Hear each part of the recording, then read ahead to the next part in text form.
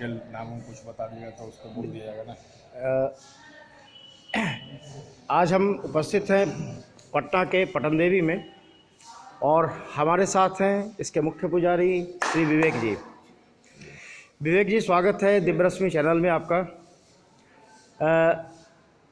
जैसा कि पटना के इतिहास से जुड़ा हुआ है, ये पटन देवी अति प्राचीन है, लेकिन अंग्रेज़ों ने थोड़ा सा भ्रमित कर लोगों को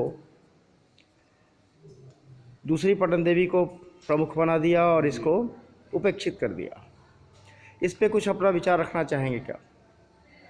प्राचीनता के दृष्टि से प्राचीन पाटलिपुत्र नगर के पूर्वी द्वार पर स्थित जो शक्तिपीठ माता पटन देवी जी का स्थान है, ये अति प्राचीन शक्तिपीठ है, जहाँ माता सती का दक्षिण जंघा गिरा, जिसका अंशभाग प्रमाण जो है यहाँ उपलब्ध है। और नामकरण जो बड़ी पटन देवी, छोटी पटन देवी इस तरह का है।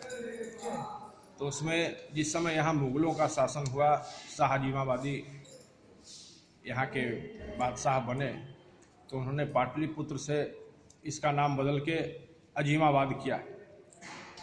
और प्रवेश के क्रम में जब उन्होंने देखा कि दोनों पटन देवी दोनों द्वार पर स्थित है प्राचीन पाटलिपुत्र नगर के, तो उन्होंने नामकरण किया बड़ी पटन देवी और छोटी पटन देवी। लेकिन जहाँ माता जी का दक्षिण जंघा का अंशभाग गिरा, वो स्थान आज भी शक्तिपीठ माता छोटी पटन देवी के दरबार में सुरक्षित है। और यहाँ विश्व के जितने भी शक्तिपीठ हैं, पूरे विश्व में ज्वाला देवी, नैना देवी, चितपूर्णी देवी, कांगड़ा देवी, पटन देवी, भूमा देवी, कालका देवी, सारे शक्तिपीठों की स्थापना एक स्थान पर शक्तिपीठ माता छोटी पटन देवी जी के दरबार में हो रही है। माता जी की जन सेवी संस्थान श्री पटन देवी जी गौ मानस सेवा संस्थानम के तत्वावधान में माता जी के जितने भी श्रद्धालु भक्तगण हैं, सब लोग निरंतर अपना सहयोग प्रदान करके और विश्व के सारे शक्तिपीठ जो पाकिस्तान में है, बांग्लादेश में है, नेपाल में है, जहां भक्तों का जाना बहुत ही दुर्लभ है, उन भक्तों की सुविधा के लिए कि माता जी का दर्शन उनको मिल सके और सुविधा अनुसार कम समय में उनको दर्शन लाभ हो, दर्शन का पुण्य प्राप्त हो, माता जी का आशीर्वाद प्राप्त हो। इस प्रेरणा के साथ हम लोग शक्तिपीठ माता श्री छोटी पटन देवी जी के दरबार को और अधिक विकसित करने के लिए, उन्नत करने के लिए और भक्तों को उसका लाभ दिलाने के लिए प्रयत्नशील हैं, उस पर कार्य कर रहे हैं। जैसा कि मुझे याद है, जब यहाँ भूमि पूजन हुआ था नए स्थल का, उसका भी कवरेज मैंने किया था। जी।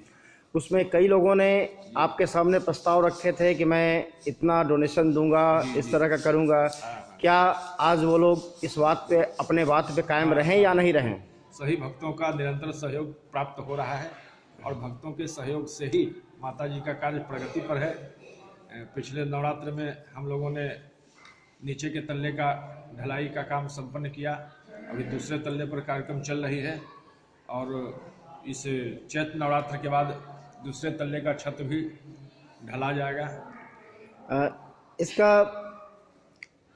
ये मंदिर कब बना था यहाँ? इतिहास तो इसका अनादिकाल से है। जिस समय पराम्बा भगवती जगदम्बा सती का यहाँ शरीर का अंग गिरा, दक्ष प्रजापति ने यज्ञ किया था और उस यज्ञ में दक्ष प्रजापति ने सभी देवताओं को बुलाया, लेकिन शंकर भगवान को उसने आमंत्रित नहीं किया। तो भगवान शंकर के आज्ञा के बिना माता सती अपने पिता के यहाँ यज्ञ में गई। यहाँ देखा कि सभी देवताओं का यज्ञ भाग निकला हुआ है, लेकिन शंकर भगवान का यज्ञ भाग उसमें नहीं निकला हुआ है। तो ये सब देखकर माता सती बहुत क्रोधित हुई और अपने योग से उत्पन्न अग्नि में उन्होंने अपने शरीर का त्याग किया। और जब उनका शरीर जल गया उसमें, तो भगवान शंकर ने अपने कंधे पर माता सती के शरीर को उठाकर तांडव नृत्य करने लगे। सभी देवता भगवान शंकर के पास गए, भगवान विष्णु के पास गए, प्रार्थना किया कि हे प्रभु, अब इस प्रलय की स्थिति से सबको बचाएं, इस सृष्टि को बचाएं। तब भगवान विष्णु ने अपने सुदर्शन चक्र से सती के शरीर को 52 खंडों में विभक्त किया और जहाँ जहाँ वह शरीर का अंग गिरा वहाँ वहाँ शक्तिपीठ स्थापित हुआ। उन्हीं 51 शक्तिपीठ में एक स्थान माता पटन देवी जी का है। माँ कामाख्या, जहाँ माता जी की योनि गिरी, आमी, छिन्नमस्तिका, ज्वाला देवी, नैना देवी, चितपूर्णी देवी, कांगड़ा देवी, वैष्णो देवी, पटन देवी, और जहाँ जहाँ माता जी का स्थान गिरा वहाँ वहाँ शक्तिपीठ स्थापित हुआ। जंघा गिरने के कारण ही इसका नाम पटन देवी तो नहीं पड़ा, पाटन का के कारण? चूँकि पटना की देवी इसलिए पटन देवी, पटना की कुल देवी हैं जी, पाटलिपुत्र नगर की अधिष्ठात्री देवी और रक्षिका शक्ति के रूप में इनको मानते हैं लोग। प्राचीन पाटलिपुत्र नगर के दोनों द्वार पर स्थित है माता जी, और इसलिए पटना की देवी, इसलिए पटन देवी। जी जी, धन्यवाद। और एक हमारे पाठकों को, दिव्यरश्मि के पाठकों को कोई संदेश देना चाहेंगे क्या? हम लोग तो धर्म पे आधारित ही पत्रकारिता करते हैं जी, आप कुछ संदेश देंगे?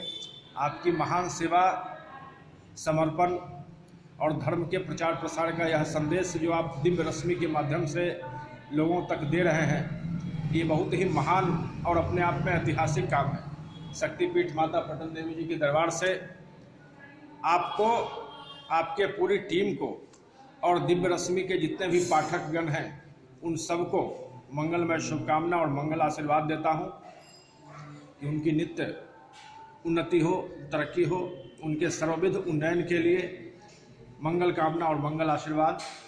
जी, धन्यवाद आपका।